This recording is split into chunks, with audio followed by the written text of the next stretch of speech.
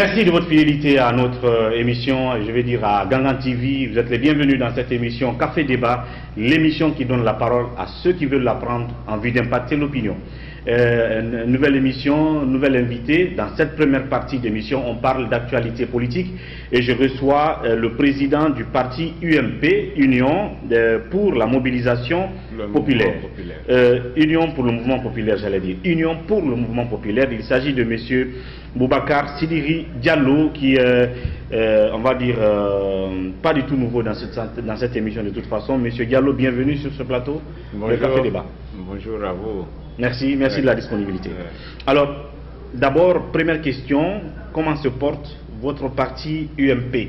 On a comme impression que vous n'êtes pas trop dynamique sur le terrain. En tout cas, sur le terrain politique. Ah oui, mais non, ce n'est pas l'opinion pourtant. Sur le terrain politique, on est très dynamique parce que nous venons de sortir du scrutin des élections communales, oui, où nous avons présenté le plus jeune candidat à ce scrutin qui a compétit de l'histoire des communales en Guinée. Et nous avons fait une très belle campagne où nous avons été entendus, très bien entendus. Et pour une première participation sur les listes, nous passons 6e, d'accord, sur une liste de 17 candidats. Pour nous, c'est déjà une bonne... Mais votre candidat n'est pas élu, conseiller? Oui, parce qu'ils nous ont dérobé 92 bureaux de vote, 92 bureaux de vote, oui, la centralisation de 92 bureaux de vote partis en l'air dans cette fraude massive organisée. Donc sinon on allait se retrouver à la 3e place et notre candidat allait avoir mais ce qui est important, ce n'est pas le résultat qui est donné. Pour nous, c'est le nombre de citoyens auxquels on a pu transmettre notre idéal de société. Bien. Il y a d'autres enjeux qui vont venir, qui vont aussi nous permettre de démultiplier cet idéal-là. On va parler tout à l'heure de la participation de votre parti à ces élections du 4 février 2018 passées, mais je rappelle entre-temps que dans la deuxième partie de cette émission, évidemment, nous parlerons d'autres actualités. D'abord, de médias, liberté de presse. Le dernier classement de Reporters sans frontières, vous le savez, ils ne sont pas trop amis avec Alpha Condé. Alors la Guinée perd 2 places pour cet autre classement, en tout cas pour 2017, ce qui veut dire que la liberté de la presse, l'environnement de la presse en Guinée, en tout cas, n'est pas du tout appréciable pour cette structure.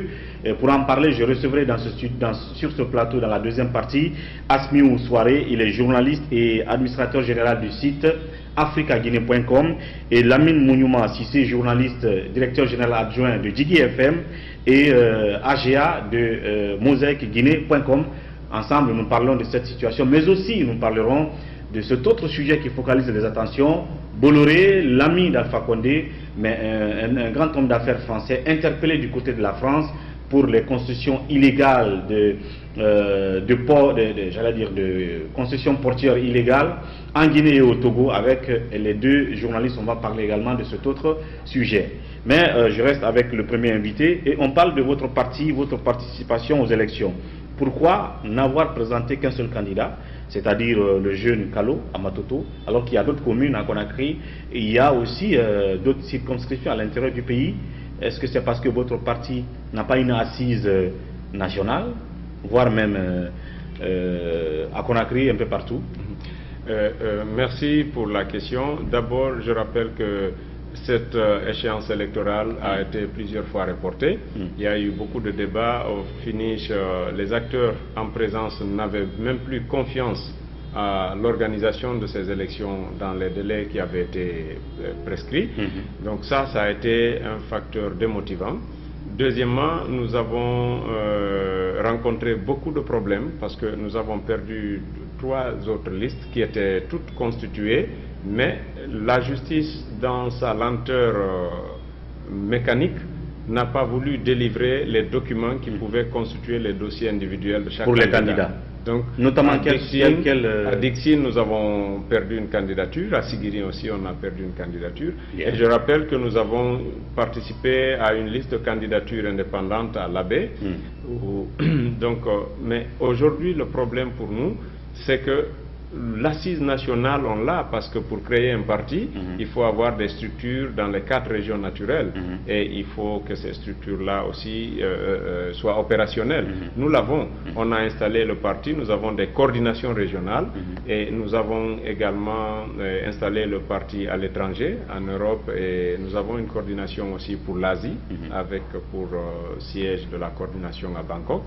Nous avons fait ces publications même au niveau de votre radio. Donc, c'est participer à une élection, il faut travailler un discours. Bien. Il faut travailler un programme de société qu'il faut partager avec les populations, et ce travail se fait localité par localité. Et quand on parle de discours, par exemple, je comprends que vous avez été surpris par les élections dès lors que vous doutiez sur la tenue du délai. Exact. Et les quelques communes où vous avez présenté les candidats, vos candidatures ont été rejetées à certains endroits, sauf à Matoto. Ouais. Et à Matoto, je constate, et beaucoup ont constaté que vous avez quand même eu une certaine spécificité dans cette galaxie de candidats à ces communales. Votre candidat, c'était le plus jeune des candidats. C'est un jeune de 25 ans. Pour une commune de Matoto, la plus grande circonscription électorale du pays, où il y a des gros dinosaures politiques qui étaient présents, d'accord, les RPG. C'était le plus grand challenge de ces élections. Alors vous venez avec une certaine nouveauté.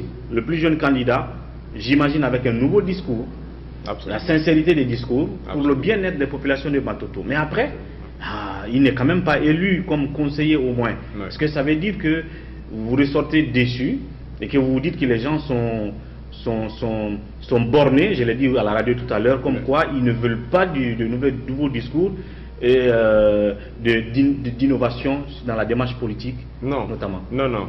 On a apprécié énormément l'effet réceptif des citoyens de Matoto quand notre candidat, parce qu'on a fait le porte-à-porte, donc quand notre candidat venait, on voyait que les gens écoutaient énormément. Ils étaient dépassés de voir un très jeune venir apporter ce discours d'une teneur qu'ils ne retrouvent même pas avec leur propre candidat. Et aussi, ils nous faisaient des prières, des bénédictions. Ça, c'est plus que le bulletin quelquefois. Bien. Parce que lorsque je prie pour vous, que vous ayez bonne santé, que vous réussissez et que votre idée passe, mais je viens mettre le bulletin d'une autre personne, cette personne gagne aujourd'hui, mais les bénédictions vont m'accompagner pour toujours. Et aussi, nous avons compris que, vous savez, la politique, c'est comme l'enseignement. Vous reprenez les mêmes choses tout le temps, c'est pédagogique, et ça permet demain de voir comment est-ce que votre discours, il doit être mis dans les faits. Donc même si vous ne rentrez pas dans le conseil communal de Matoto, mais vous dites que c'est déjà bien parti. C'est déjà bien parti, et aussi on rentre dans le conseil de certains quartiers où on a gagné des scores. Donc ça nous permet... Des quartiers au moins. Des quartiers. De placer d'autres jeunes du parti. Oui, on va placer, c'est le candidat Kalo qui va décider. Et nous avons fait une résolution où on lui donne la faculté de décider des personnes de proximité qui peuvent au mieux répondre aux aspirations des populations. Et qui vont siéger dans les conseils de quartier. Le choix ne sera pas fait en fonction d'une décision au niveau national. Ce n'est pas le président qui va décider, mais le candidat étant plus proche des éléments de la circonscription, en la personne de M. Kalo, il est mieux placé pour savoir que telle personne peut donner tel résultat dans telle circonscription. Et on met les personnes et on travaille pour les prochaines élections législatives. Et là, on va déposer plus de candidatures et voilà. Au moins l'UMP aura des représentants dans les conseils de certains quartiers de Matoto. C'est pas mal non plus. Alors le sujet principal, c'est tout de suite de parler de la crise post-électorale. Vous êtes de l'opposition républicaine. Déjà, on a senti un blocus au sein du comité de suivi. L'opposition veut qu'on change les résultats des communes où elle semble avoir été victime de fraude et tout. Donc d'aller chercher les procès-verbaux de ces communes, venir les comparer à ceux qui ont été donnés par la CENI. Vous, il nous semble que vous avez, en tant que parti politique de l'opposition, une proposition toute singulière et vous pensez que elle pourrait satisfaire toutes les parties. Mais avant qu'on ne parle de ça, toute une autre actualité brûlante, c'est que certains de vos amis de l'opposition sont convoqués par la justice suite à la dernière de vos manifestations, à l'occasion de laquelle le commissariat de Koza a été cassé On ne parle pas des autres dégâts qu'il y a eu à côté un peu partout. Votre réaction à cette démarche de la justice? Ils sont convoqués pour le 3 mai prochain. D'accord. D'abord, cette convocation, elle est injustifiée et injustifiable. Pourquoi? Parce que lorsque l'opposition républicaine a saisi les autorités par courrier, il faudrait bien qu'un certain nombre de leaders représentant cette institution puissent émarger. C'est plus responsable, nous sommes organisés. Alors ces leaders ont émargé. Et l'État nous a autorisé de prendre l'axe dont il s'agit. Donc c'est sur des lieux où nous sommes censés être en conformité avec la loi et les dispositions réglementaires. Alors, ce qui est de notre travail, c'est de tenir des discours et sensibiliser dans le cadre de l'apaisement et des manifestations. Et de la pacification des manifestations. Pacifique.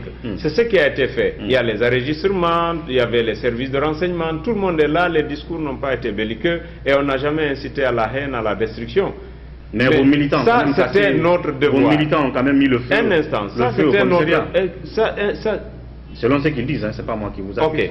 Nous avons pu faire cela. Et qu'est-ce qui était le devoir de l'État? C'était de sécuriser tous les citoyens dans cet engrenage-là et pendant ce moment de manifestation. C'est pourquoi on est obligé de leur adresser un courrier d'information. C'est pour leur permettre de prendre les dispositions sécuritaires pour que tout se passe bien. Et s'il y a une loi s'il y a une loi anti-casseur, s'il y a une loi anti-casse ou loi anti-casseur, ça dépend de ce qu'ils ont là-bas, dit que si une entité organise une manifestation, que ce soit une entité politique ou même une ONG, mais si vos membres mobilisés cassent des édifices publics ou qui appartiennent aux personnes privées, ce sont ceux qui sont les responsables de l'organisation qu'on peut convoquer pour peut-être payer les dommages à l'État ou aux personnes privées. Pourquoi vous vous offusquez que le fait que certains sont interpellés aujourd'hui? Oui, parce que cette loi n'est pas constitutionnelle. Ah, d'accord. Et je cite le président de la République, qui est un professeur de droit, comme témoin à défendre cette loi-là, à défendre le caractère inconstitutionnel de cette loi, parce que cette loi a été taillée sur mesure contre lui et les autres opposants d'alors, le feu Bamamadou, feu Siradio, et c'était une instance militaire qui a pris cette décision juste pour les effrayer. Et on ne peut pas comprendre qu'aujourd'hui un professeur de droit puisse brandir une loi contraire à la Constitution sur laquelle il a juré pour venir interpeller des leaders politiques. C'est inacceptable. Ce qui nous déçoit, c'est de savoir que le président est professeur de droit, le ministre est un avocat en fonction lorsqu'il a été appelé pour être ministre, et l'ensemble, et ce couple-là nous sort des démarches avec des magistrats qui sont censés dire le droit et nous protéger pour venir inquiéter les victimes. Nous sommes des victimes. Lorsqu'une loi, la constitution guinéenne, elle est claire, elle confère la plénitude de la compétence de la sécurité d'une nation, de la nation guinéenne, à l'armée et aux forces de défense et de sécurité. Ils sont les seuls à avoir le pouvoir et l'habilitation de détenir des armes pour sécuriser les citoyens. Alors, lorsque mais en période d'exercice d'une liberté, en période d'exercice d'une manifestation par exemple, excusez-moi, vous les organisateurs, vous avez quand même une certaine responsabilité. On n'a aucune responsabilité. À l'interne. Aucune responsabilité. Notre responsabilité se limite à faire ce que la loi nous a conduit. Informer les autorités qui vont vous assigner un itinéraire et informer les autorités du lieu, du temps, de la durée et de l'envergure de l'organisation. Maintenant, ils peuvent valider ça comme ils peuvent vous suggérer un autre itinéraire pour mieux assurer votre sécurité. C'est ce que la loi a dit. Assurer la sécurité. Et nous avons dit l'autoroute, ils ont dit la route Le Prince. On a obtempéré. On vient à la route Le Prince, ils savaient quelle heure, à quel moment et pour combien de temps et qui font ça parce qu'on l'a fait par courrier. Ils n'ont pas pu assurer la sécurité. Maintenant, les dégâts, les conséquences de l'insécurité sont contribuables à qui?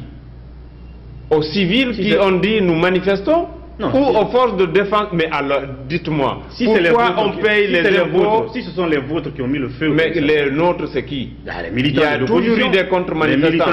Ce sont les contre-manifestants qui ont brûlé le commissariat. Dites-moi, quand vous dites c'est les nôtres, vos militants. Vous affirmez ou vous posez la question? Si vous posez la question, moi je vous dis tout de suite, les militants qui étaient venus manifester n'étaient pas mus par la volonté de venir casser un commissariat. Bien. Ils voulaient plutôt entendre le discours des leaders qui les ont portés. Bien. Et eux, ils suivaient le cortège. Ce ne sont pas nos militants qui ont fait ça. Non, ce n'est même pas pour nous. Pour la vérité, ce ne sont pas nos militants. Bien. Et l'administration publique et la mouvance ont pris pour coutume, à chaque fois que nous faisons des manifestations, ils amènent des contre-manifestants. Ils sont même partis prendre une confrérie de chasseurs qui est censée être autorisée à porter des armes de chasse en brousse, venir en pleine capitale et manifester avec les armes. Alors, le ministre de la Justice n'a pas eu la célérité, ni la justice, ni le procureur, à ouvrir des actions publiques pour ça. Nous avons perdu 94 vies humaines. Bien, vous pensez que la démarche, vous pensez que cette démarche... Elle est illégale, injustifiée, et elle n'est faite que pour distraire et une tentative d'effrayer l'opposition, mais qui ne marchera pas. Bien. Une autre question aussi, c'est une curiosité, c'est-à-dire que au-delà de la dernière manifestation, il y a un constat qui dit qu'à chaque fois que les forces de sécurité, en marge des manifestations politiques que vous organisez le plus souvent, quand on a interpellé des casseurs ou des gens qui ont fait montre de vandalisme, de pillage des biens des personnes privées, des fois les partis politiques derrière viennent dans les commissariats pour les réclamer comme étant leurs militants, alors que c'est des gens qui ont été pris sur des faits, en train de piller les citoyens, les passants, en train de casser les véhicules, de casser les édifices publics, et vous les demandez comme étant militants. Pourquoi vous vous êtes adonné trop à cette attitude si c'est vrai? L'opposition a une coutume de défendre ses citoyens et ses militants.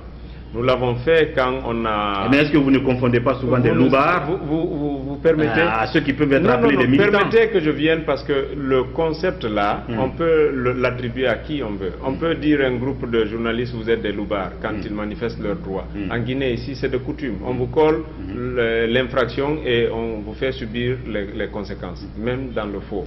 Le candidat Alpha Condé, quand il était au stade de la mission à Koléa, une manifestation organisée, toute faite, on vient au beau milieu de la manifestation, les soldats viennent, ils tirent, on disperse la foule, on le contraint, oui, sous le régime de Conté. On le contraint à sauter le mur et à faire ci, il y a eu des blessés et tout, on dit non, c'est les organisateurs parce qu'il y a la loi anti-casse. C'était pour les obliger, les astreindre à ne plus organiser parce qu'un civil ne peut pas canaliser 100 000 personnes ou 200 000 personnes. Mais tout le monde le sait. C'est même insensé de dire que les organisateurs sont responsables. Oui, alors ça, c'est ma question. Est-ce que c'est vrai que vous réclamez souvent des casseurs qu'on a interpellés dans la rue? Quand ça a été le cas, nous avons été soutenir le candidat Alpha Condé, tout ce qui avait été arrêté. On les accusait d'avoir cassé, mais on est parti dire que ce n'est pas les casseurs. Et ce n'était pas les casseurs. Mais pourtant, comme vous le dites, pour la mouvance, c'était eux les loubards, les casseurs. Quand on a arrêté le candidat Alpha Condé à Piné, c'est cette même justice qui l'a jugé, l'a condamné pour des faits non établis. Nous sommes partis le défendre. On a dit non, vous défendez le casseur. On a dit non, ce n'est pas le casseur, vous êtes trompé. Et aujourd'hui, ce président-là, il vient aussi rééditer les mêmes méthodes contre nous. Quand il prend nos militants, il dit c'est des casseurs. C'est facile d'accuser quelqu'un d'être casseur. Le plus souvent, c'est pas des militants. Le plus souvent, parce qu'ils ne peuvent pas brandir une carte de militant. Mais croyez-vous que les donzos ont des cartes de militants? Pourtant, ils agissent impunément, ils sont même à la présidence, ils se réclament du RPG, donc ils n'ont aucune carte de militant. Ce que je comprends dans votre démarche, c'est que le militantisme, c'est pas la carte. Si je comprends, si le mal existe de l'autre côté, il faut bien que ça existe aussi chez vous. Non, si, au fait, ce que je veux que vous compreniez, c'est que nous, on a informé, ce n'est pas caché. On a respecté toutes les procédures légales pour effectivement éviter ce dont on est victime aujourd'hui. Alors, si au bout du compte, il y a des casses, on sait que le trouble à l'ordre public, la sécurité nationale intérieure et extérieure incombe à l'État. Si l'État sécurise les citoyens, il a joué son rôle, c'est de bon rôle. S'il a été incapable d'assurer la sécurité des citoyens, alors il ne peut pas prendre d'autres citoyens et les accuser de cette insécurité. 92 commerçants opérateurs économiques ont été pris en otage par des bandits. L'État est incapable d'identifier les preneurs d'otages. Il demande des rançons. 94 citoyens de l'opposition ont été tués par des armes de guerre, détenus par les forces de défense et de sécurité lors des manifestations. Aucune célérité pour ouvrir une action à la justice. Ça, l'État, il ne peut pas s'incomber la responsabilité et le devoir de rechercher et de remettre les Guinéens dans leurs droits. Le ministre de la Justice a pris des engagements récemment devant des femmes. Vous n'avez pas confiance à cet engagement public? Non, mais il aurait pris ses engagements devant des hommes. Bien. Il aurait pris ses engagements devant la nation guinéenne. Bien. Il aurait rendu opérationnel ses engagements. On n'a pas besoin de discours. Le politicien, on l'a à suffisance. Et on en a même assez. Bien. On a le meilleur politicien ici, qui est le professeur Alpha Condé. Les autres, c'est des technocrates que nous voulons. Bien. Voilà. Alors donc, je pense qu'on a tout le temps, puisque ceux qui ont été convoqués se présenteront le 3 mai. D'ici là, on verra bien quelle armada de défense et d'avocats que vous mobiliserez pour aller démonter l'argument de la justice, de l'appareil judiciaire. D'ici là, on va parler de l'autre actualité, la crise post-électorale. On sait qu'actuellement, le comité de suivi, comme il lui a été instruit par les différentes rencontres entre Alpha Selou, Alpha Mouvance, Alpha UFR, de résoudre le problème. Aujourd'hui, il y a déjà un blocus. Vous menacez déjà d'appeler vos représentants de quitter le comité. Mais à côté de ça, vous, en tant que parti UMP, vous pensez avoir un schéma qui pourrait nous permettre de sortir de cette crise, et sans violer peut-être la loi, je ne sais pas. Absolument. Alors, mais quel est ce schéma, quelle est cette proposition? Vous savez, on ne réinvente pas la roue. Et une fois qu'elle est inventée, en droit, lorsqu'on pose un acte aujourd'hui, demain, cet acte devient le précédent. Il vous souviendra qu'en 2010, lorsqu'il y a eu le premier tour, le candidat Alpha Condé a estimé qu'il y a 24 points d'irrégularité qui ne lui permettaient pas d'aller aux élections parce qu'il n'y aurait pas eu une sincérité du suffrage dont il allait bénéficier. D'aller au deuxième tour. D'aller au deuxième tour. Donc le délai de 2 semaines était court pour lui. Il a demandé, il dit, si ces 24 points peuvent être réglés en 2 semaines, moi je ne demande pas autre chose. Donc, alors ils ont pris un acte dérogatoire par la Cour suprême pour prolonger le délai de 2 semaines stipulé dans la Constitution, qui est parti à 4 mois. Cela s'est fait ici. Donc c'est en vertu de cette décision de justice de la Cour suprême que le délai constitutionnel a été prolongé. Bien. Pourtant, aucune dérogation n'était prévue pour ce délai. Préalablement. D'accord. Ensuite, pour l'organisation du deuxième tour, la CENI ne rassurait plus, l'administration ne rassurait plus, donc il n'y avait plus un arbitre neutre. Donc, alors, on était devant les lois et à l'évidence des faits. Alors, quand la loi ne peut pas être un facteur de paix, on prend l'évidence des faits. D'accord? Alors, qu'est-ce qui s'est passé? Pour qu'il y ait la CENI est composée des membres venus de 4 institutions. De façon paritaire. D'accord, de façon paritaire. L'administration, la société civile, la mouvance et l'opposition. Ensuite, quand ceux-ci se réunissent, ça fait un quorum de 25 commissaires qui font une assemblée plénière et élisent le président de la CENI. On prend le Malien. Il n'est pas de nationalité guinéenne telle que la loi électorale l'a dit. Un général malien. Un général malien, donc il n'est pas guinéen, première violation. Deuxièmement, il n'est pas venu de ces 4 institutions que la loi a définies pour pouvoir être la composante de la CENI. Ensuite, troisièmement, il n'a pas fait l'objet d'élection lors d'une assemblée plénière pour qu'il soit le président. Donc tous ces 3 éléments n'étaient pas constitutionnel ni légal, mais ils ont pris un acte par la Cour suprême pour l'habiliter afin qu'il soit le président de la CENI et qu'il organise le deuxième tour. Mais c'est le même schéma aujourd'hui. Nous avons passé des élections. La loi électorale, elle est claire. Lorsque le juge a connu les contentieux, ce contentieux est insusceptible de recours. Donc il n'y a pas de recours. Mais il y a que le tripatouillage qui a été même soutenu par les magistrats qui présidaient les CACV, ils sont partis au-delà des injonctions de la loi pour poser les actes que leur commandait leur commanditaire.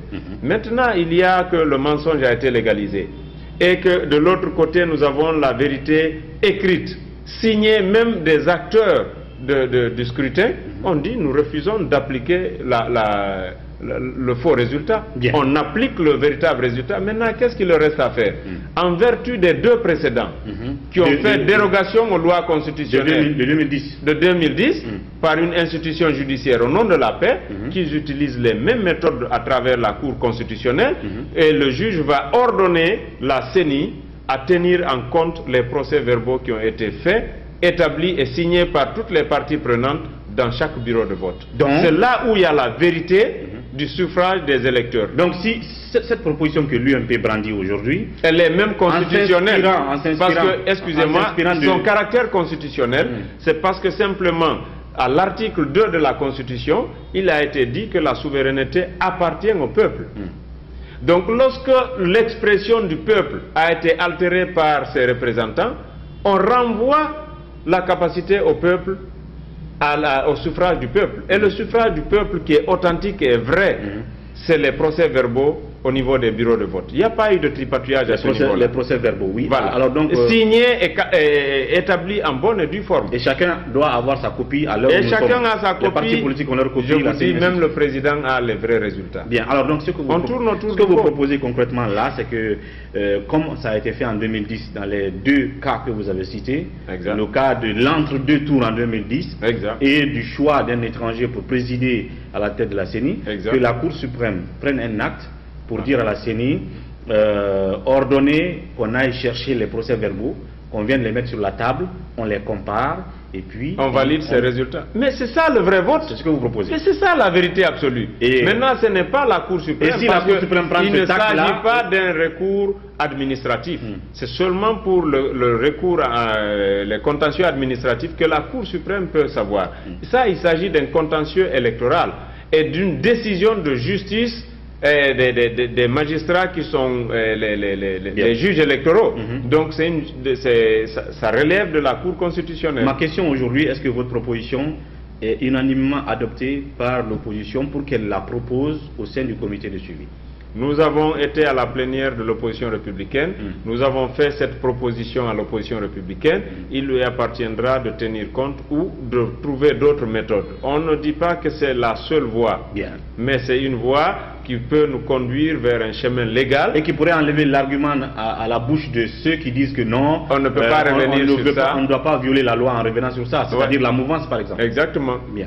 Voilà. Alors on verra bien si ça va. Parce que l'effet d'un acte nul est nul. Donc si violer la loi est nul, alors tout le processus, tout le pouvoir du professeur est nul parce qu'on ne pouvait pas écarter les deux tours d'une élection présidentielle. Bien. Si ça a été fait, ils estiment que c'est nul, alors son mandat il est nul.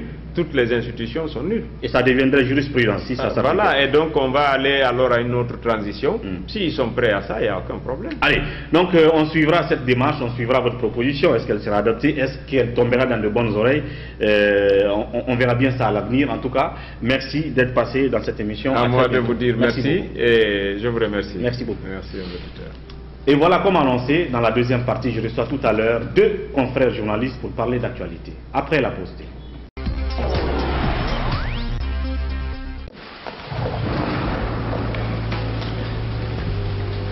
Il existe des choses qui nous donnent la force et l'audace d'aller au-delà de notre imagination. Le thé Akbar. Le thé Akbar est fabriqué en utilisant uniquement les feuilles soigneusement sélectionnées en provenance de Ceylon. La qualité du thé Akbar a été évaluée selon les normes les plus strictes par des experts en dégustation qui se sont appuyés sur près d'un siècle d'expertise dans ce domaine. Premier producteur de thé, vous pouvez faire confiance à la famille Akbar pour vous garantir votre santé. Seule la meilleure tasse de thé peut vous procurer de la fraîcheur. Thé Akbar, le leader mondial. Merci de nous retrouver donc dans cette deuxième partie de Café Débat. Comme je les annonçais tout à l'heure, des journalistes confrères sur ce plateau pour analyser l'actualité brûlante. Ici à mes côtés, Asmiou Souaré, il est journaliste, administrateur général du site Africa Guinée, consultant média. Asmiou, bienvenue sur ce plateau. Merci, oui. Merci de la disponibilité. Et ici à ma droite, Lamine Mouniouma Sissé, il est journaliste. directeur général adjoint de la radio Djigui FM et AGA de mosaïqueguinée.com. Lamine Mouyouma, bienvenue. Bonjour. Merci de la disponibilité. Alors, on commence par vous. Et le premier sujet avec eux, c'est d'abord le classement de Reporters sans frontières à quelques jours seulement du 3 mai, journée internationale pour la liberté de la presse. Évidemment, la Guinée dégringole en place, nous perdons 3 places, donc 104e pays sur 180 et quelques. C'est une contre-performance. Quelles sont les situations qui nous amènent à cette contre-performance, bien entendu, en matière de liberté de la presse, de bon exercice du métier en Guinée? Votre regard sur ce sujet, Mme Lamine? Oui, c'est vrai que ces 10 dernières années, c'est la première fois que le classement de l'UNICEF fait l'unanimité au sein de RSF, autant pour moi, fait l'unanimité au sein de l'espace médiatique guinéen. Il vous souviendra que l'année dernière, il y a le président de l'UTLG, à juste raison, qui avait dénoncé la procédure adoptée par RSF pour classer le pays, donc parce qu'il a estimé que, étant un acteur incontournable en sa qualité de président de l'UTLG et également promoteur de médias, donc il devait pas donner son avis, mais plutôt il devait prendre connaissance des rapports, et lui-même il pouvait être une source d'information par rapport aux problèmes. C'est à l'époque où il a dit que, par exemple, lui n'a pas été consulté. Oui, justement, oui. Et donc cette année, je ne crois pas qu'il ait été consulté, mais il a dit que le classement a été très clément. Donc RSF a été très clémente envers la Guinée. Et ce fut la même chose pour Ibn Conté, que j'ai appelé, qui est le président de l'AGP dans mon émission. Oui, justement, il a dit la même chose. Donc je dis que c'est la première fois, il y a de quoi, il y a de quoi à y réfléchir. Et parce que cette année, c'est vrai que les médias ont connu une année très difficile, des relations très difficiles avec le pouvoir public, mais aussi avec la classe politique, il ne faut pas l'oublier. Mais la difficulté majeure, c'est avec le pouvoir public. On a vu le président Alpha Condé plusieurs fois, surtout cette déclaration qui fait date quand il a menacé les médias de ne pas donner la parole au syndicaliste Abakar Souma. Et la conséquence, il a dit, donc tout média qui donne la parole à Bakar Souma sera fermé. Et donc ça c'est une déclaration qui, à mon avis, ne devait pas venir du premier responsable du pays qui se veut être promoteur de la liberté de la presse. Il y a également cette affaire liée à l'annonce, de sa probable mort, à une éventuelle annonce de sa mort, donc où ce plateau, donc où ce média a été beaucoup plus absolument de laquelle ce média a été beaucoup plus inquiété. Donc il y a eu tous ces facteurs tumultueux et qui ont agité le monde de la presse d'une manière ou d'une autre. Moi j'estime que le classement n'est pas démérité et nous devons tout faire pour relever le défi, parce que ce n'est vraiment pas honorable. Non, mais est-ce que ça veut dire que vous avez changé d'avis entre l'appel dans votre émission de Iboun et votre venue sur ce plateau? Parce que j'ai constaté que ce n'était pas votre avis. Avant que vous soyez là, vous pensiez que les démarches n'étaient pas les bonnes, ou que ce n'était pas vraiment la vérité absolue de la part de RSF? Non, je n'ai pas donné mon avis. Moi, j'ai juste rappelé ce que les uns et les autres pensent de la situation. Je n'ai pas fait une appréciation personnelle. Non, je ne fais pas une appréciation du rapport qui a été publié par Reporters sans frontières. Je voudrais simplement faire remarquer que c'est l'un des rapports qui a fait l'unanimité, pas l'unanimité de toutes les façons, qui requiert la plus grande voix, ou sinon la plus grande adhésion au sein de l'espace médiatique. Donc c'est ce que j'ai fait remarquer. Bien. Et voilà, donc il y a également des faits qui d'après ces personnes qui défendent ce rapport-là, qui justifient... Est-ce que vous défendez le rapport ou pas? Ou qui expliquent que je n'ai pas à défendre, ou je constate... Est-ce que vous approuvez ou pas? Approuver le classement de la Guinée, bien entendu. C'est que cette contre-performance de la Guinée en la matière, est-ce que vous approuvez? Vous pensez que oui, on le mérite, cette place? Parce que certains pensent d'ailleurs qu'on aurait mérité encore de perdre beaucoup plus de place. Oui, malheureusement que ma voix ne compte pas, sinon j'aurais donné mon Vous êtes journaliste? Mais ce que je sais, il y a des événements que les médias ont connus, donc qui se sont passés dans notre pays et qui peuvent pleinement justifier, expliquer le classement de Reporters sans frontières. Alors Asmir Bari, vous êtes Asmir Souari, vous êtes patron de médias Africa Guinée. Vous étiez donc, vous avez vécu 2017 en Guinée. Est-ce que vous pouvez penser que RSS n'avait pas à se promener à Conakry? Il y a des faits qui se sont passés qui font justement qu'on a mérité ce mauvais classement. Moi, je pense qu'on a mérité vraiment ce classement dans la mesure où il y a eu un certain nombre d'événements qui sont passés à Conakry.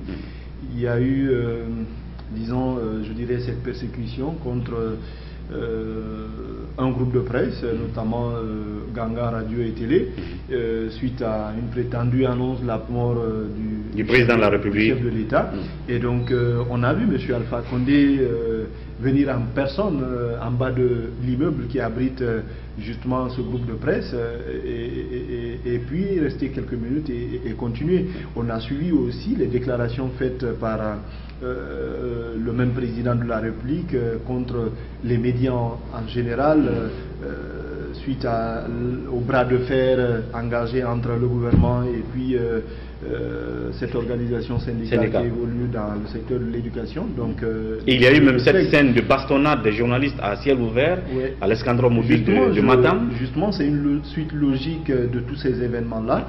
Et moi, je pense que le facteur qui a vraiment pesé, c'est vraiment cette sortie que je qualifierais d'inopportune du chef de l'État à la face du monde, à travers les assises de la presse francophone. Oui, cette rencontre, cette 46e assise de l'Union de la presse francophone, c'était dans un réceptif au Tuileries de la Place, et je pense que j'y étais, je l'ai suivi, je savais effectivement que on était là à la face du monde et que les conséquences allaient être que certainement nous allions dégringoler, en tout cas en ce qui concerne le classement qu'allait faire Reporters sans frontières. Sinon, il y a eu, comme vous l'avez rappelé, ces violences perpétrées contre les journalistes dans l'enceinte de l'escadron mobile, en tout cas du côté de Matam. En fait, tous ces facteurs-là ont concouru justement à ce classement-là, qui n'est vraiment pas à notre honneur, puisque moi j'étais de ceux-là qui a toujours considéré en fait le président Alpha Condé comme étant le promoteur de la liberté de la presse, parce qu'il faut le dire, et lui d'ailleurs il le rappelle très souvent, il n'a jamais attaqué un journaliste, il n'a jamais demander, sinon exiger un droit de réponse, parce qu'il y a quelquefois des calomnies lui concernant. Je pense qu'il aurait mieux fait de continuer dans ce sens. Et il vous souviendra ici que dans un passé très récent, beaucoup de stations de radio ont également été fermées, sous prétexte qu'elles n'étaient pas en règle. C'est vrai que certaines parmi elles ne l'étaient pas, mais l'opinion nationale et même internationale s'accorde sur le fait que c'est une suite logique justement de ce bras de fer qui était né de cette grève qui avait été lancée par le syndicat libre des enseignants et chercheurs de Guinée. Donc moi je pense que on a intérêt aujourd'hui à redorer un peu le blason, faire en sorte que l'image de la presse soit plus positive, en tout cas venant du palais Sékou Touréa et de tous ceux-là qui sont autour de lui. En tout cas, c'est un classement qui n'est pas honorable pour la Guinée, comme il vient de le dire, et les faits pour le prouver, en tout cas, on foisonnait en 2017, ils sont là les faits, et quand on parle du président de la République, justement, qui s'est prononcé contre la presse, on va rafraîchir les mémoires et regarder cet élément de reportage. Juste derrière, on se retrouve.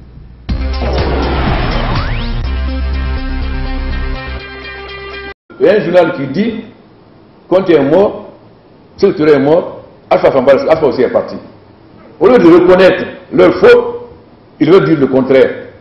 J'ai dit, si c'est comme ça désormais, vous allez voir, je vais fermer toutes les radios qui sont dans la légalité. Reporters sans frontières, tout le monde peut parler, toutes les radios qui sont dans la légalité, je vais fermer. Il faut d'abord qu'ils respectent la loi et qu'ils reconnaissent leur faute.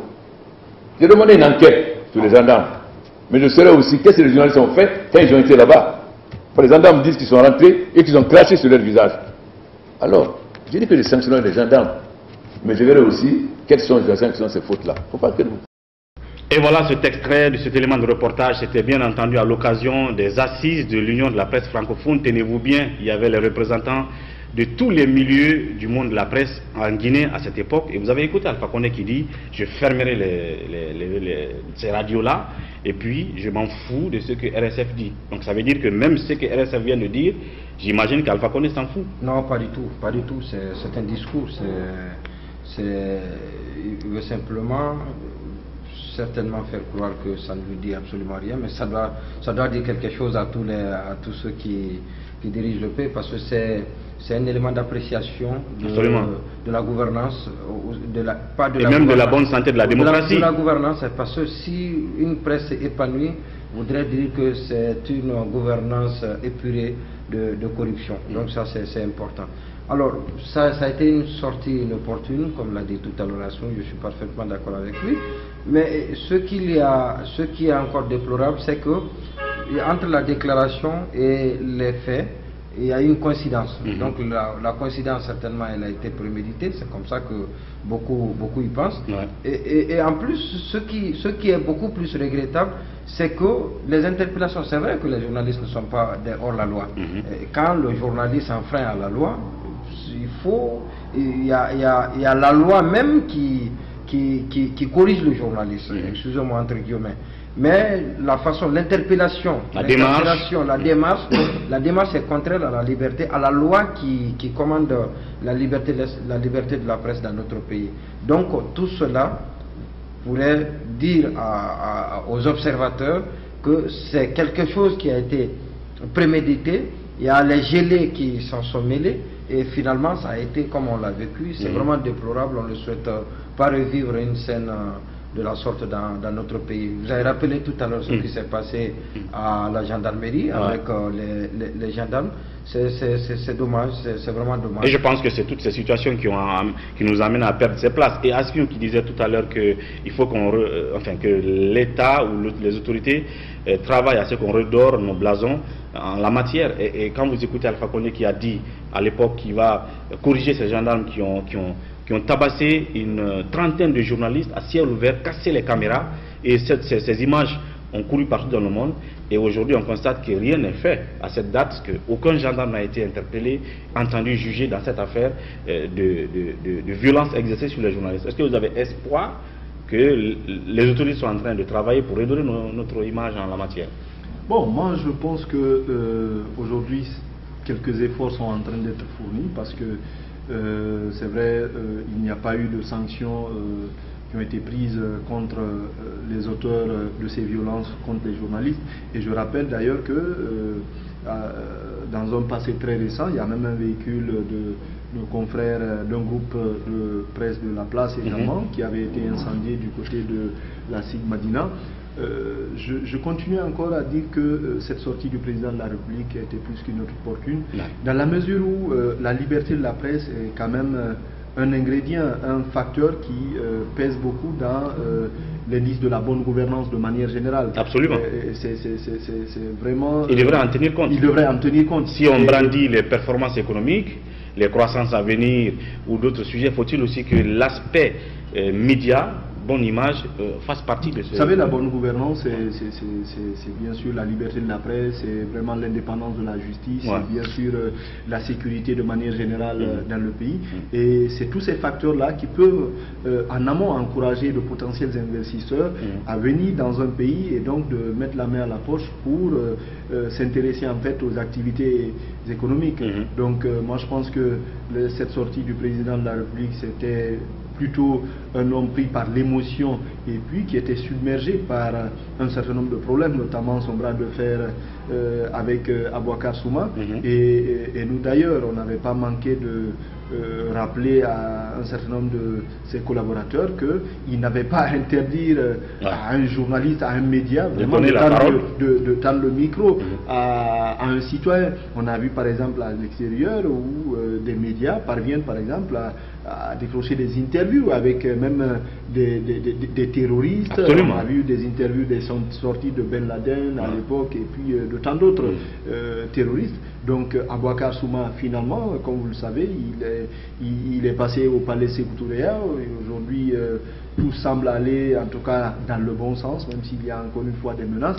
Donc encore une fois, le président Alpha Condé n'avait pas à faire ces sorties-là, et aujourd'hui nous avons aussi constaté ces fermetures des différentes radios. C'est vrai que du côté du ministère des Postes et Télécommunications, il y a eu pas mal, disons, d'arguments qui ont été brandis pour justifier la fermeture de ces stations de radio.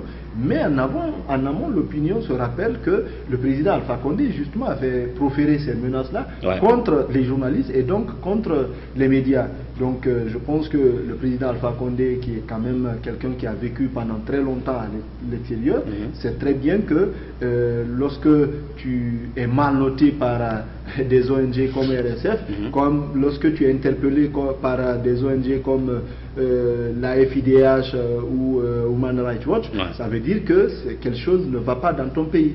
Et donc aujourd'hui, encore une fois, je pense que les autorités feraient mieux de faire en sorte que les journalistes en général travaillent tranquillement et que le métier se porte mieux. Et justement, en parlant de cela, Lamine Mouniouma, je pense qu'une opportunité va s'offrir au président de la République si toutefois il l'a saisi. À l'occasion du 3 mai à venir, Journée internationale de la liberté de la presse, la structure Ouassolo Agency Communication à laquelle vous appartenez lui donnera un espace de communication. Est-ce que vous pensez que ce pourrait être une possibilité pour lui de, je veux dire, de normaliser ses relations personnelles avec la presse et de donner le ton, d'accord, pour toutes les autres institutions et les entités de l'État de bien agir vis-à-vis de la presse, y compris justement les forces de l'ordre? Oui, vous savez que c'est important de le dire ici, que la presse lui a toujours rendu honneur. Il y a le 3 mai, la nuit du 3 mai, organisée par Ouassolo Agency Communication. Mais avant, il y a les associations, la Maison de la Presse qui organise aussi des panels où le président de la République est invité, où sa présence est sollicité. Donc, vous avez vu, ça veut dire que malgré tout ce que les journalistes ont vécu, en 2017, on reconnaît d'abord au président de la République la première institution, on reconnaît en lui également le régulateur de toutes les institutions, on reconnaît en lui celui par qui viendra ce déclic-là permettre aux journalistes de s'épanouir, d'exercer librement leur profession. Donc c'est pourquoi il est compté parmi, il est le premier invité de toutes les cérémonies organisées par les journalistes à l'occasion de 3 mai. Oui, moi j'estime que depuis ce temps, depuis ce discours du président de la République jusqu'à aujourd'hui, il y a beaucoup de choses qui sont passées, il y a eu des tentatives de rapprochement. En tout cas, la situation n'est pas celle qu'on a connue avant. L'année passée. Elle n'est plus délétère. Oui, pendant qu'elle faisait cette déclaration. Et ce qui a encouragé, c'est l'opiniâtreté des journalistes. C'est-à-dire le fait que les journalistes se sont dit attention, nous n'allons pas accepter qu'on nous vole cette liberté de la presse acquise, qu'on nous baillonne, acquise durement. Donc les journalistes n'ont pas accepté, ils ont continué à faire leur travail. Bien. Et finalement le président a compris qu'il faut les accompagner. Cela ne veut pas dire les laisser, il faut les réguler, il faut réguler le domaine, il faut les accompagner. Parce que nous savons aujourd'hui qu'il y a beaucoup de dérapages au sein de la presse, c'est important, c'est une réalité. Ce qui n'est pas à nier, mais cela est lié en grande partie au fait que les journalistes n'ont pas la possibilité de subvenir à leurs besoins. Bien. Donc, à cause de la misère, et parce que vous savez aujourd'hui comment se passe la publicité, c'est ce que nourrit les médias. Et tout cela ne peut être réglé que par une volonté politique du président de la République, en imposant par exemple cette culture de la publicité aux multinationales. Oui, ailleurs la publicité est une obligation. Pour les multinationales. Vous êtes obligé et justifier les publicités que vous avez faites de vos produits. Absolument. Mais malheureusement ici c'est une question d'affinité. On le fait peut-être, cette société qui fait la publicité estime qu'il est en train de donner de l'aumône qu'elle est en train de donner de l'aumône aux journalistes, aux médias, mais ce n'est pas, il faudrait qu'il y ait une loi, par exemple, que le président de la République initie une loi, initie une loi qui sera votée à l'Assemblée nationale, imposée aux sociétés de communiquer sur leurs produits. Notamment la question de la survie des sources de revenus des médias qui sera posée aussi comme débat à l'occasion de cette cérémonie de Wassoulou Agence Communication qui aura lieu à Noum Hôtel le 3 mai. Oui, quelque chose à rajouter pour toi? Oui, moi je voudrais juste dire deux mots, c'est-à-dire que moi je suis de ceux-là qui ont été très surpris par cette attitude du chef de l'État, parce que c'est vrai que nous étions un peu plus jeunes à l'époque, au moment où M. Alpha Condé était dans l'opposition, mais nos aînés qui l'ont connu et qui l'ont côtoyé donc disent que c'est quelqu'un qui était très proche de la presse, et que d'ailleurs la presse a joué un grand rôle pour sa cause, oui, pour sa cause, surtout lorsqu'il a été interpellé du côté de Pinet. Et je pense aussi que M. Alpha Condé, c'est quelqu'un qui semblait en tout cas ne pas être préoccupé par ce qu'on raconte sur lui dans la presse, mais cette dernière tournure des événements avec ces menaces proférées contre des journalistes et des médias de manière générale, je pense que moi cela m'a étonné, peut-être, m'a beaucoup surpris. Aujourd'hui, c'est vrai, Lamine rappelait que il y a un certain nombre de dérapages. Nous-mêmes journalistes, nous sommes concernés, nous sommes interpellés par cette situation. Si vous prenez la presse en ligne aujourd'hui, permettez l'expression, c'est devenu un foutoir, parce que du jour au lendemain, les gens créent des sites. Malheureusement, il y a la quantité, mais la qualité n'y est pas. Donc il y a lieu aujourd'hui de faire en sorte que la haute autorité de la communication prenne les devants, prenne ses responsabilités pour réguler davantage, pas forcément pour sévir. On peut réguler à travers, par exemple, des prix qu'on décernerait aux meilleurs. Moi, je serais tout à fait à l'aise qu'on décerne un prix à tel média en ligne, si c'est lui qui est premier, non seulement du point de vue de l'audience, mais il y a un certain nombre de critères aussi, le professionnalisme, et puis le respect de l'éthique et de la déontologie du métier, c'est extrêmement important. Mais malheureusement, on ne l'a pas. Lamine évoquait également l'absence carrément de publicité. Ailleurs, laissez-moi vous dire que moi, j'ai par exemple échangé avec des confrères ivoiriens et même sénégalais.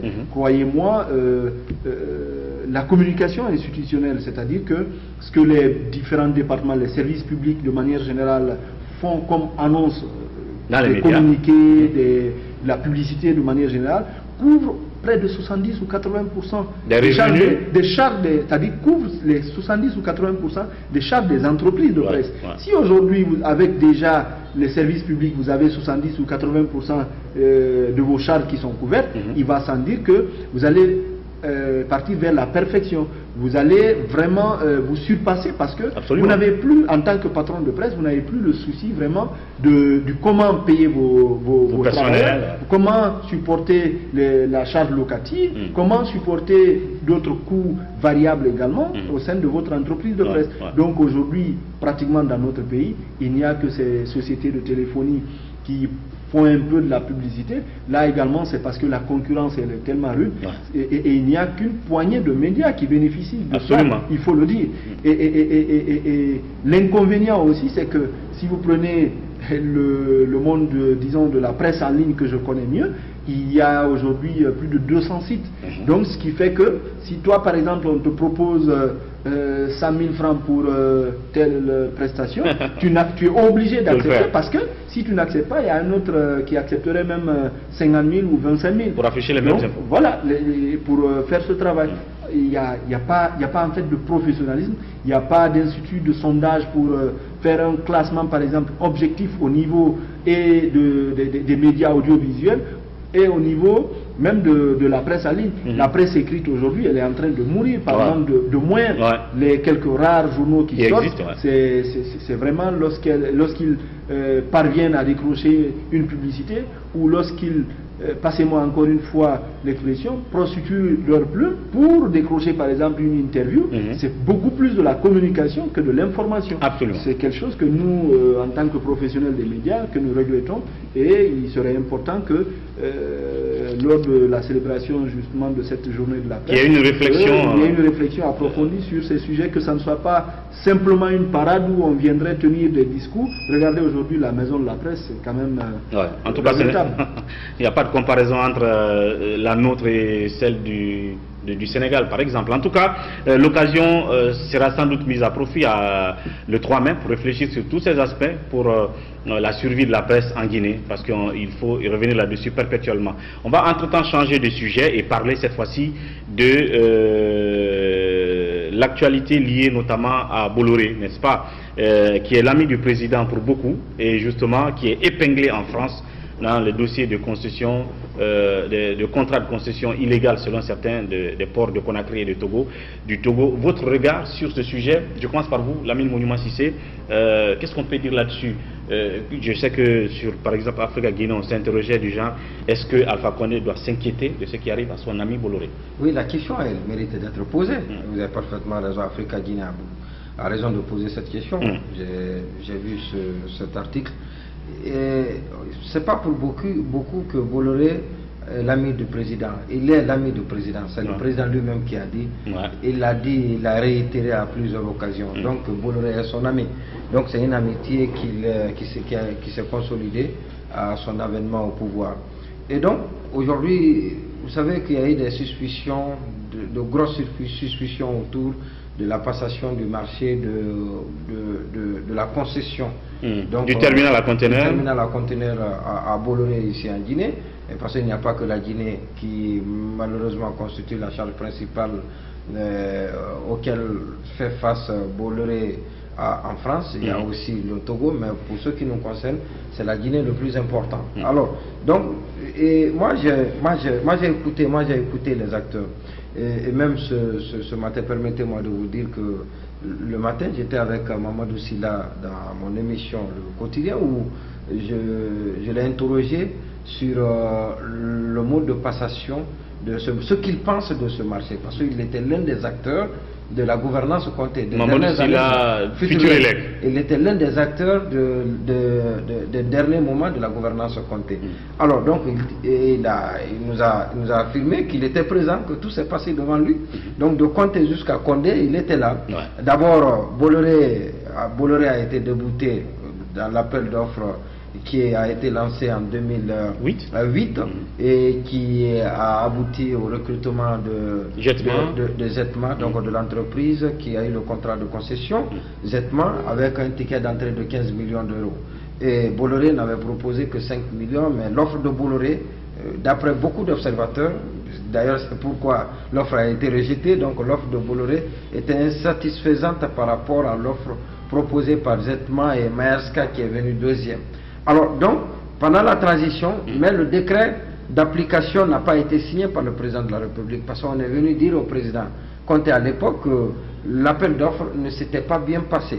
Alors Conté a demandé à ce qu'on y voit clair pour lui remonter les informations, et parce qu'il a dit à ses interlocuteurs à l'époque qu'il ne va pas s'engager dans une aventure qui ne serait pas profitable pour la Guinée. Donc, alors, et cela n'a pas été signé, on a traversé, malheureusement que c'était une fin de règne, la transition arrivée, Dadis a menacé de retirer la concession à Zetma, et vous savez ce qui s'est passé. Il y a Blaise Compaoré dont la femme est liée à Zetma, qui est un des actionnaires de Zetma. Donc Blaise Compaoré, qui était impliqué dans la politique guinéenne, a effectué un déplacement spécialement pour cette affaire, dit-on, et parce que quand il a quitté la Guinée, il y a le président de la transition, Dadis Camara, qui est revenu sur sa décision et qui a accepté de signer le décret d'application du contrat de Zetma International, et a demandé à Zetma de payer le restant de son ticket d'entrée.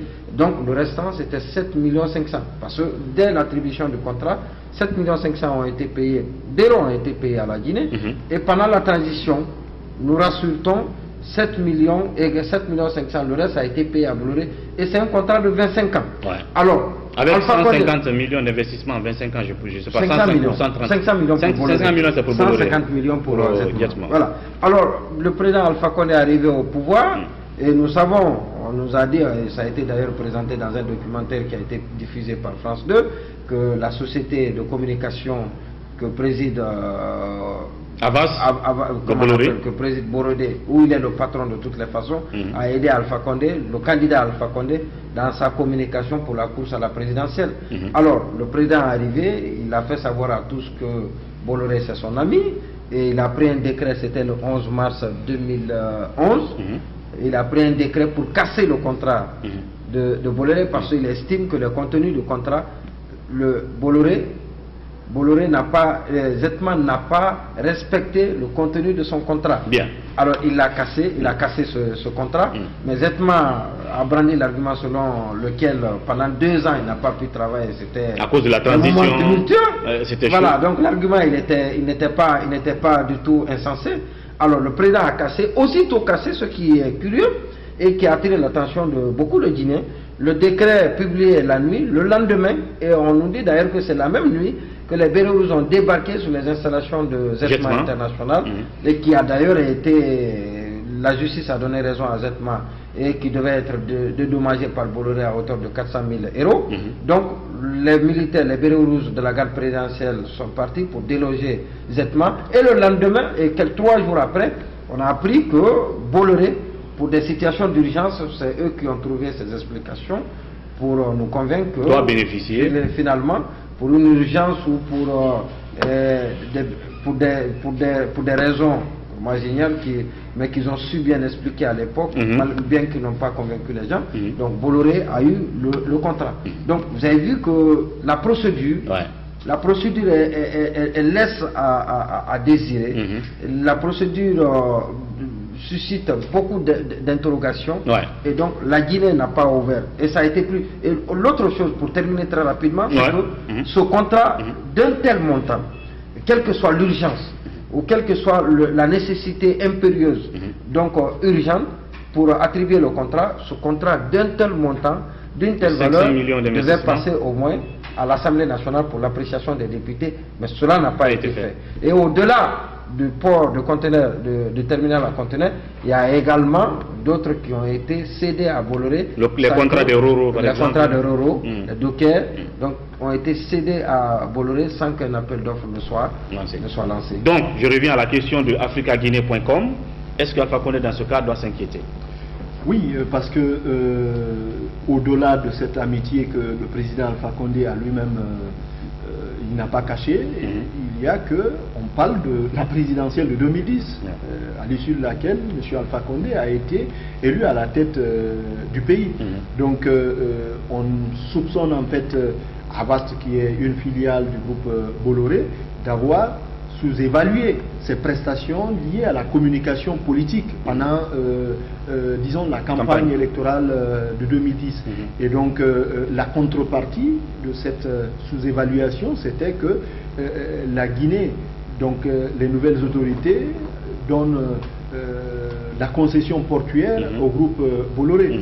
Donc, je me dis que s'il y a peut-être un lien qui est avéré, en tout cas en ce qui concerne l'attribution de cette concession portuaire et l'élection de M. Alpha Condé, forcément le président Alpha Condé pourrait être inquiété. Et il faut rappeler aussi que M. Alpha Condé est de double nationalité. Il est français, et donc même si ce n'est pas maintenant, donc pendant qu'il est à la tête du pays, qu'il est inquiété. Voilà. Le jour qu'il quitterait en fait le palais Sékou Touré, la justice française pourrait le rattraper. S'intéresser à lui. Dans le cadre de cette affaire. Vous avez suivi ce qui s'est passé du côté même de Paris avec ce procès du fils du président équato-guinéen Obiang Nguema. Donc je pense que c'est en fait des choses extrêmement graves, parce que Lamine a rappelé ici dans quelles conditions tout ça est arrivé. Le groupe Bolloré a bénéficié de ce contrat. Moi je pense que peut-être sur le fond il y a des choses sur lesquelles on pourrait discuter, mais sur la forme je pense que la procédure a été un peu biaisée. Et c'est un peu le regret que formulent aujourd'hui pas mal d'observateurs de la scène politique guinéenne. Très souvent il y en a même qui se demandent si le président Alpha Condé est entouré par des juristes. Et pourtant, le gouvernement guinéen déjà s'est précipité à se défendre dans ce dossier. On a vu le communiqué du gouvernement par l'entremise du porte-parole du gouvernement et puis des autorités du port autonome de Conakry. Donc c'est un débat qui ne fait que naître et peut-être que ça doit amener des journalistes, en tout cas des investigateurs, à s'intéresser au-dessous de cette histoire depuis son historique, depuis 2008.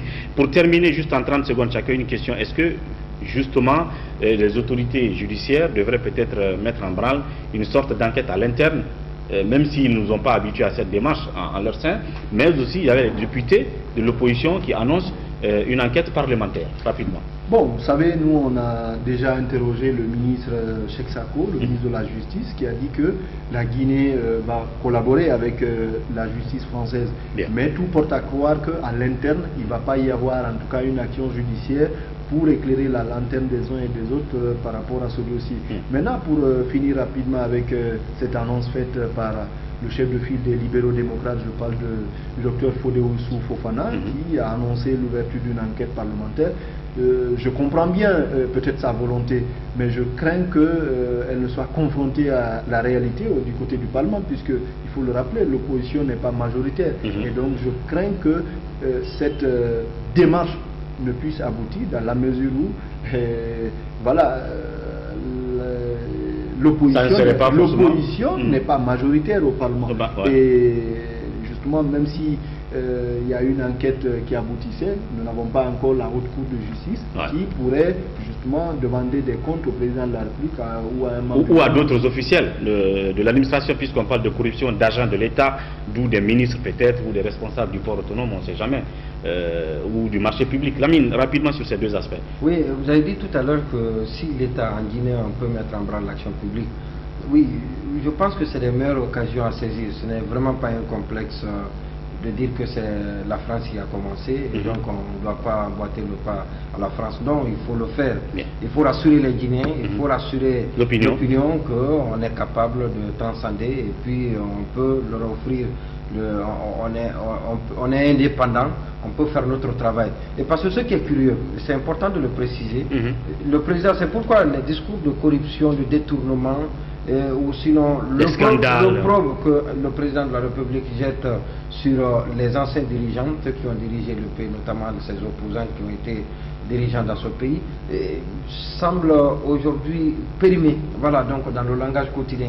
Et parce que moi je ne peux pas comprendre, quelle que soit la gouvernance, c'est-à-dire que même aux États-Unis, qui a une culture de plus de 2 siècles de bonne gouvernance et de transparence, mais vous ne pouvez pas passer 8 ans sans que vous ne parlez, sans que la justice ne parle d'un soupçon de corruption sur un commis de l'État.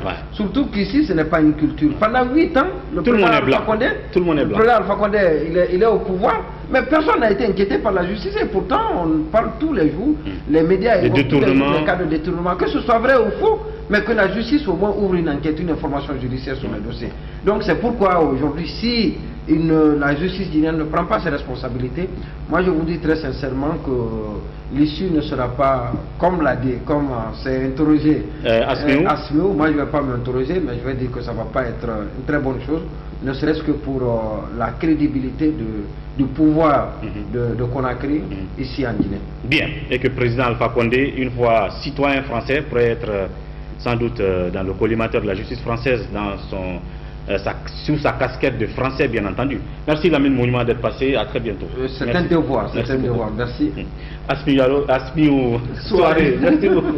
À très bientôt. Ce fut un plaisir. Merci. À vous, merci de votre attention, puis à demain pour un autre numéro de Café Débat. D'ici là, prenez soin de vous et au revoir.